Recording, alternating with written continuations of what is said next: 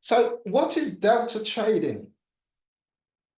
Delta, if I get my, just my laser, yeah. So delta is the net difference between aggressive buy orders initiated by the buyer hitting the seller, hitting the hash, or accepting the seller's price, and aggressive sell orders initiated by the seller hitting the bid, which is the seller accepting the buyer's price. Positive delta, this means there were more aggressive buyers than aggressive sellers. Buyers lifted more asks. Negative delta, this means there were more aggressive sellers than buyers, and sellers are hitting more of the bids. Let's look at an example. If in a candle you get 200 aggressive buy orders and 150 aggressive sell orders, then the delta is plus 50. If the situation is reversed, with more sell orders, then the delta would be a negative number. So in terms of when you see the delta, you will see a positive number and a negative number. And a positive number always refers to the buy side, and the negative number always refers to the sell side. Okay?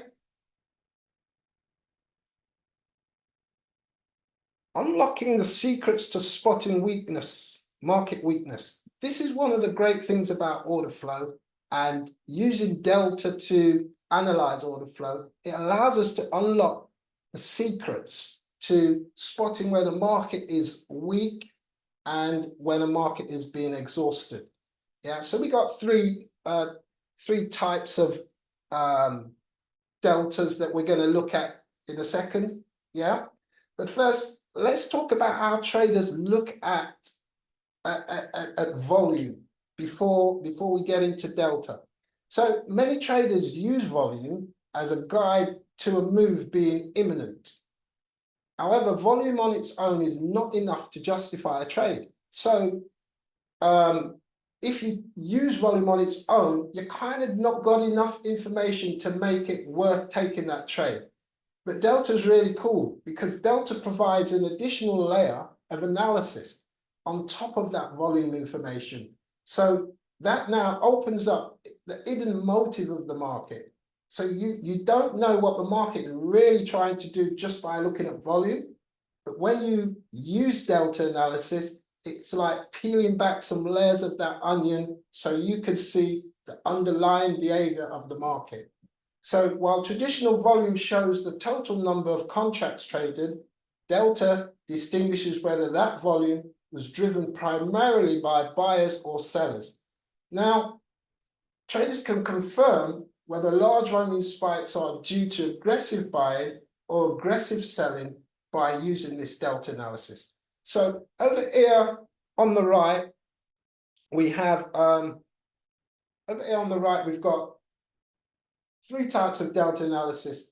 The first one, cumulative delta, is something that lots of traders are aware of. They're quite familiar with cumulative delta, and some of you here will be familiar with that.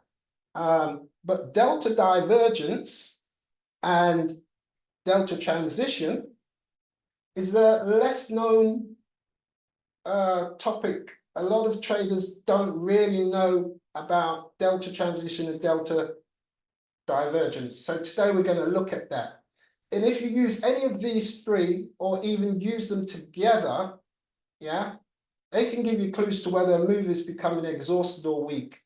It's quite powerful when you use them together. Once you know the move is exhausted or weakened, you can then look for a setup to take a trade in the opposite direction.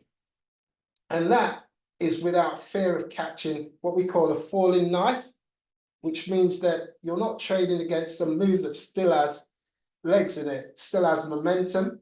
So let's now we know that, let's now look at why delta matters.